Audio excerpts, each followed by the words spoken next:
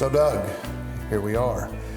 Welcome to retirement, or getting ready to retire, I should say. So tell me a little bit about Doug's career, over how you got started in all this, and fill us all in. Okay. Well, I grew up in Point Pleasant, West Virginia. Pretty close here, home of the Silver Bridge disaster and the Mothman, and Sure. I'm old enough to remember those things when they happened. So I went to Point Pleasant High School, late in high school, along around 74 probably, 1974. Got the opportunity to work part-time at Point View Cable TV. Oh, wow. So I actually started in cable TV, kind of. We played back shows in the evening on videotape, big pneumatic videotape. Played back a few programs each night, and we also produced a few things. Went out and did some sports, some ball games, things like that. Some meetings, parades, just a variety of things. Not a lot, but I did that for just a little while, and kind of got the bug, I guess. Carrying around this great big gear and taking pictures. It was, the stuff was black and white, so it was a long time ago. But so after graduating high school, went to Marshall and got a BA in broadcasting. With Dr. Dottie Johnson was the department head, and a lot of good people there. Learned a lot. While I was there, I worked part-time at WEMM radio. So we can kind of see what direction this is going, right? I mean, you got the bug early, and it's carrying through. The program was radio TV. So I also worked at the campus radio station. Worked there. WEMM worked part-time, playing back shows all night long, that sort of thing. Then after graduating from college, I worked at WEMM a little more for about a year, and then got a job at it's now WPBY. Public television. Back then it was WMUL, and actually changed call letters while I was there. So worked there as a first production switcher, pushing buttons and switching the programs on the air. So you do that while it's live, and you'd switch back and forth. Cue up tapes, cue up films. Back then, they actually played films and things like that, and slides. They had slides for breaks. So I did that. Worked the board for about 6 months, and then got the opportunity to move into the programming department. So I did what was called continuity, which is basically filling out logs by hand. You write out what's going to happen, that sort of thing. Did that and wrote like promos and stuff like that. They had people like Dean Sturm was one of the announcers. You don't hear about him now, but back then it was a big deal. It was a big deal. I'm sure, absolutely. And he would do the voices, and we'd put them with slides and do. So I did the promos, promotional announcements, that sort of thing, and then got an opportunity to go WOWK, doing basically the same kinds of things. Continuity, and was started writing commercials, and sort of moved into actually producing them to some degree. Not camera operation, but set things up and that sort of thing. Did that for a while, and then did that till about 80. Well, I did it till 88, but in 86, myself and a couple of friends, Chuck Binsker and Alan Payne, we saw the need because of VHS tape for people to actually take stuff home, or there was a need for things at television stations. The technology was changing, and all these things were evolving. So we were able to get a loan, get some equipment, and get started. And so I did it. They worked part-time for a while, but I took it, I guess, and ran with it. I did it for about 20 years. Various people came and went, doing different things. And we started out doing the George Chomp Show, who was the football coach at Marshall at that time. So we did his show, did some like training things with doctors, some surgeries and things like that they already had pre-taped. So you were a little bit of everything, what you could get at that time, and like you said, the technology was changing, so people were wanting this type of stuff. Right, and that you was were the brand guy new. that could do it, right? Yeah, so you hit that at a pretty good time. Well, I think so. Yeah, yeah, I did it for many years. I did cable TV commercials for a while. What we call cross channel now. Did local TV commercials. I did coal mining, like training for that sort of thing. Oh, wow. Did some underground stuff. Worked with CSX as a contractor doing training videos. Yeah. And they did a lot of them did that for probably 10, 15 years. I could only imagine the stuff that you've seen, and we'll get into it a little bit later, even some of the stuff you've worked with us on over the years. You've seen a lot of stuff. Seen a lot of stuff, yeah. A lot of things, and got to learn those things. That's been pretty neat too, I'm sure, as well. Yeah, after that, things were changing. I wasn't doing as much local things, and one of my clients actually was Motion Masters, was a video production company in Charleston, West Virginia. Okay. So went to work for them full time and did that for about 6 years. So that was in Charleston. They did documentaries, some of that, also commercials. You're in Charleston, so there's a lot of political stuff. Yeah, sure. A lot of activity. So did a bunch of that sort of thing. Worked on the big documentaries were like the Leon Solomon documentary. Did a little bit with that, and did a lot with their documentary about the West Virginia State Capitol.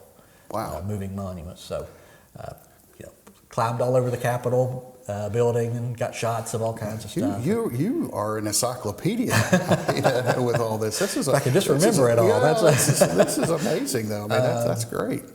So I did that, and it was challenging because I was driving from South Point, Ohio to Charleston every day. Pretty good drive, yeah.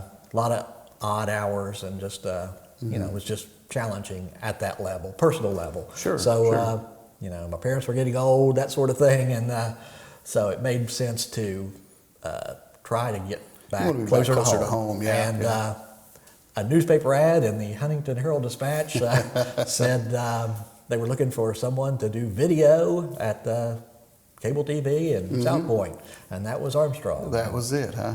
Went over there and talked to Carmen, who is the video producer up in, was the video producer up in Butler before he retired, and Gordon, who was the GM here at that point, who has since retired. Just made my case and got hired, and that's. And how many years at Armstrong? It's almost 13. Almost 13. Yeah.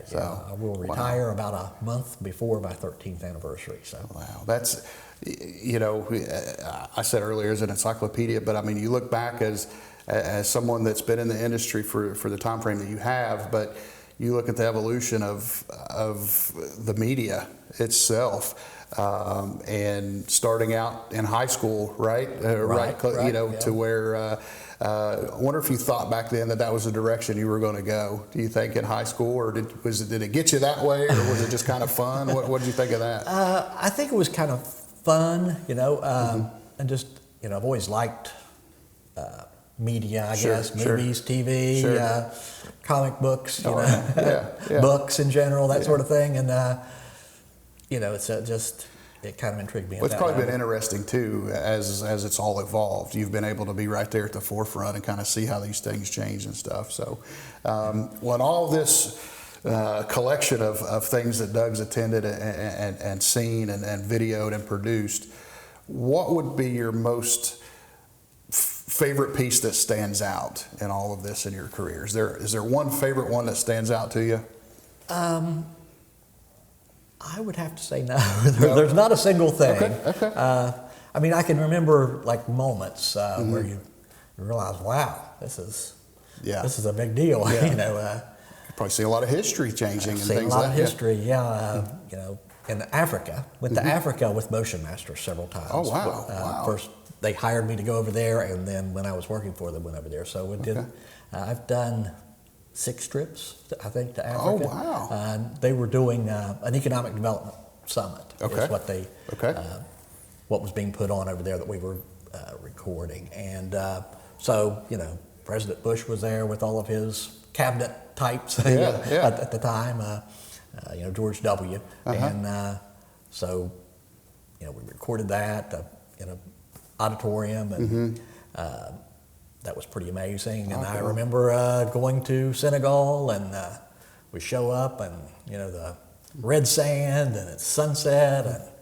just a huge crowd of people, dancers and soldiers, and just a huge event. Wow. So World Traveler put this in Doug's toolbox too of things that he's done. But as we were talking about the evolution of a lot of this and things that you got to see, was there one piece of maybe new equipment, new media, new thing that come out and you were like, okay, I'm going to like this one? Was there something along that line? Yeah, I would say the biggest change, I actually was doing the work before nonlinear editing, which basically means editing on the computer. Sure. So I predate that, where you had 2 tape machines, and you would play back in one and record in the other the segments that you wanted, and build things that way, in a linear way.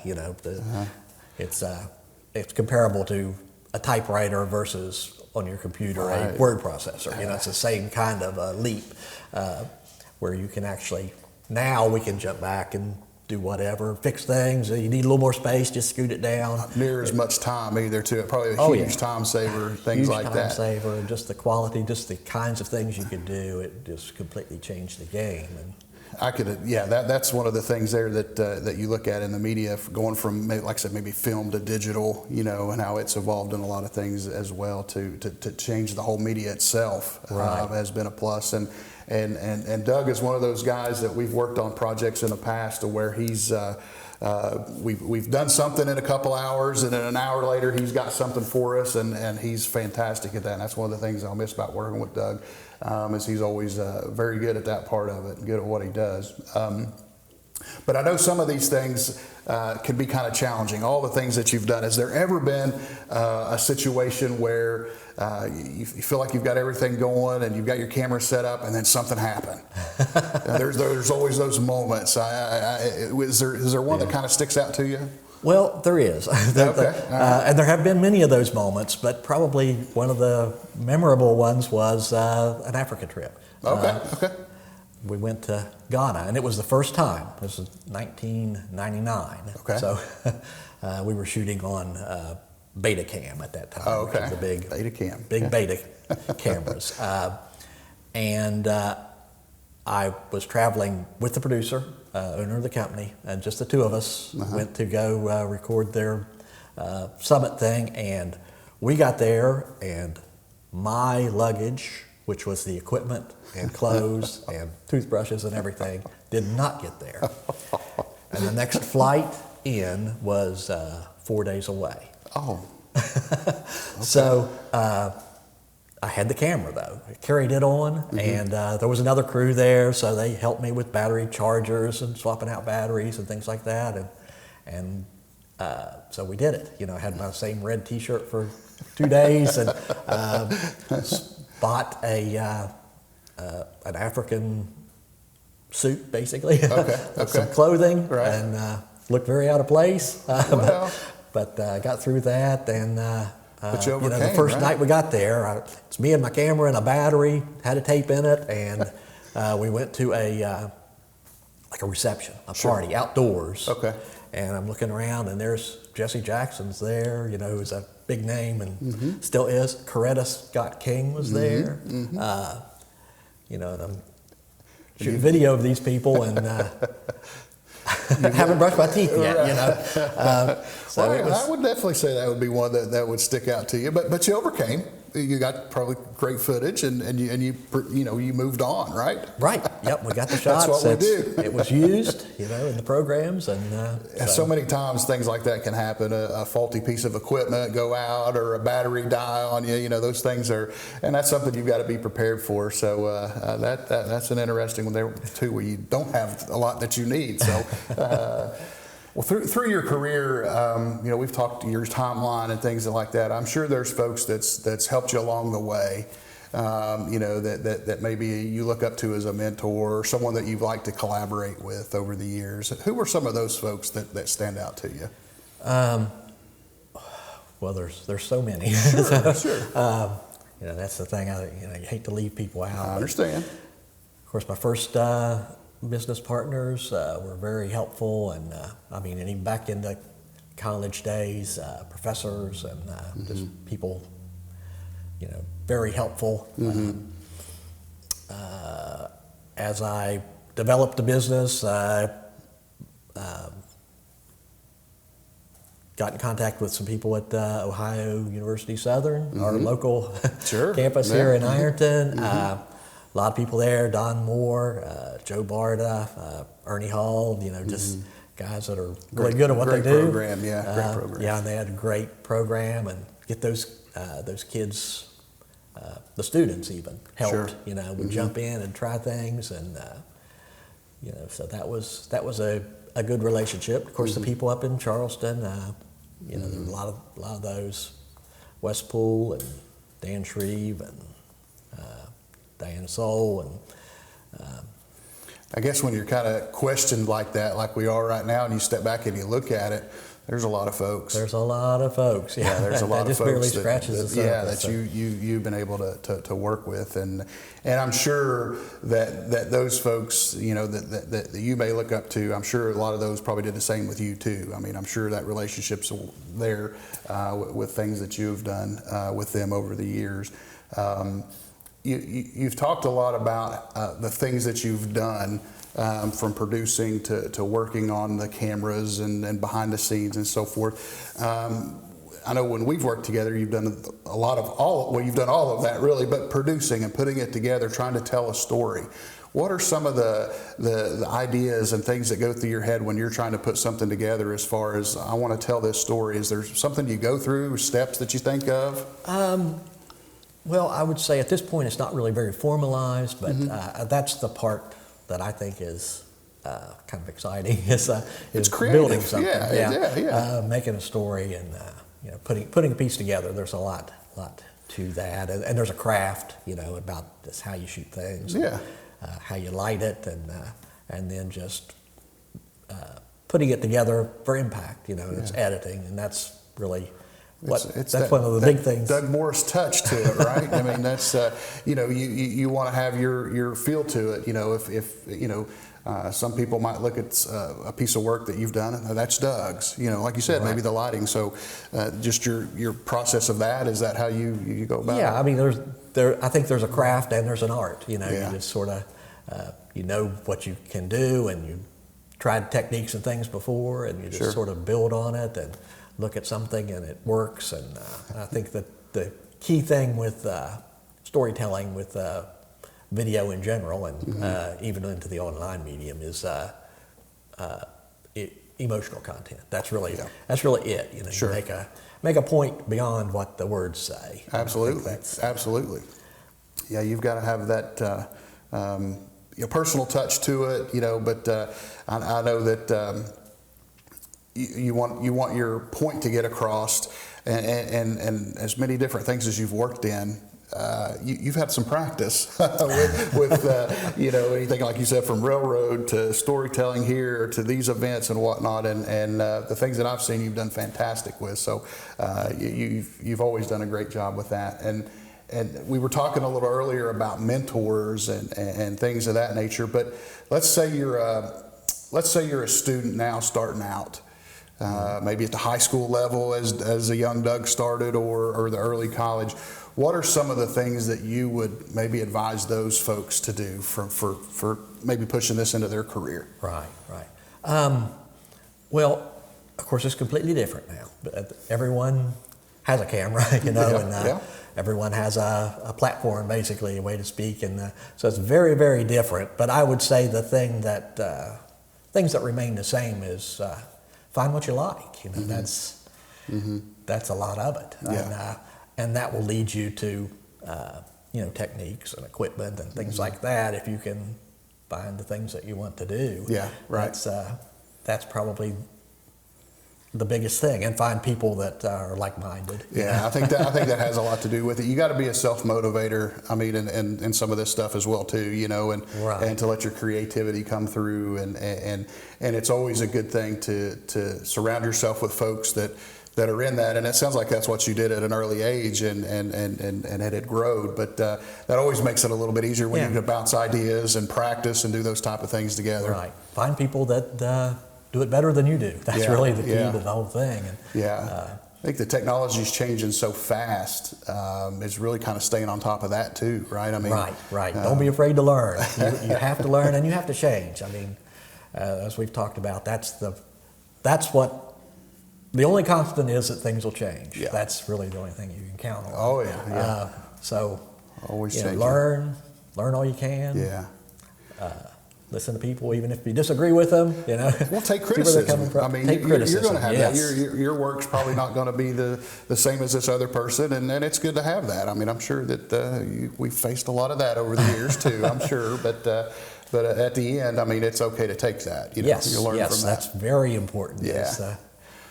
Well, as Doug, as you are preparing to retire from this type of work, what is that legacy that you want to leave behind? What is that one thing that sticks out to Doug that he wants to maybe be remembered for, and who he's worked with and what he's done in the past? Wow, that's a tough one. I mean, I don't know. Just someone that was a good person, did good work, that kind of thing. I don't know. Yeah, well, I mean, that's a tough question. It is a tough question. I mean, I think as you know, I know as a person that has known you through work and working with you, I'm going to miss you.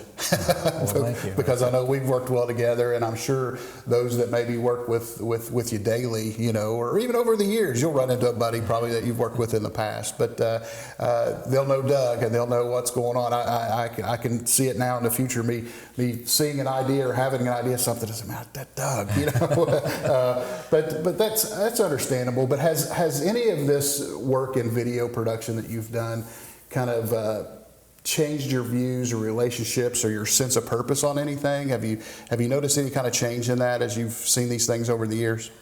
Well, yeah. I mean, I think you have to have a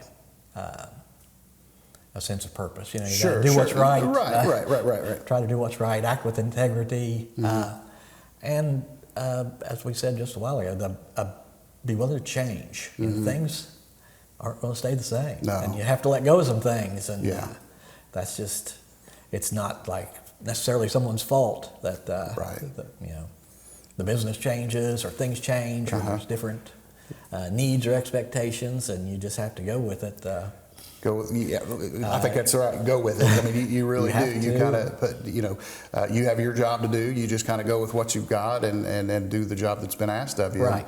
And in a larger sense, that's the same with your family, society. You have to,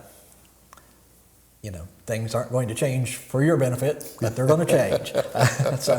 So be prepared, right? Be prepared to adjust. You have to be prepared to adjust and try to do the right thing. Keep going on. Work with integrity and that sort of thing. Well, I know that, over the years that you've been here with us at the Chamber and Tourism on the projects that you worked on, and prior to this, I was trying to think of, step back and look at the things just in the short time. I say short time, it's been almost 7 years that we've worked together. But the projects that you've helped us with here, the Festival of Trees and our Chamber Award dinners and the business as usuals. I love the business as usuals that you and I would do, and that helped me as a young tourism director to go out and meet these folks. And Doug had a great way of putting that together and marketing these businesses in the area and showcasing it to the area.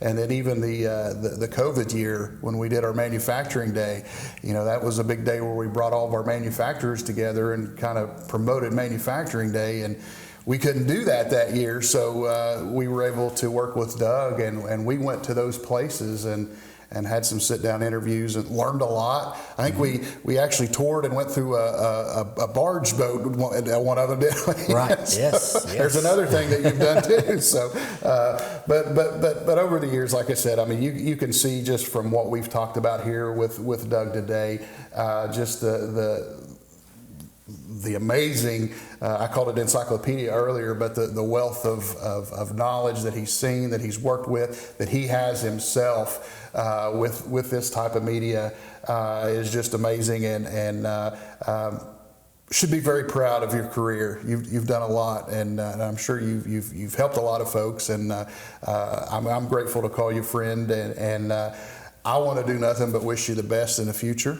And thank you. Usually on our business as usuals, I would send us out and say, that's all blah, blah, blah. But this is your retirement video, so I'm going to let you do that here. So I'll let you take a minute or two. Well, it won't take a minute, but yeah, I would say I'm not done. So that's, still here, still going to do things. I plan on, developing some video type projects and doing some things like that, and looking to volunteer, do some things with the local high school their video production program, and so I'm still at it. Do some things at home, that I've been putting off for way too long, and that sort of thing. So I'm not really done, but so. You'll probably still see me around. Okay, that makes me happy. That makes me happy. But yeah, I mean, that's what I would say. Thanks to everyone. Thanks to Armstrong and all the other employers through the years, and people that have put up with me, and I appreciate all of it. Thank you very much.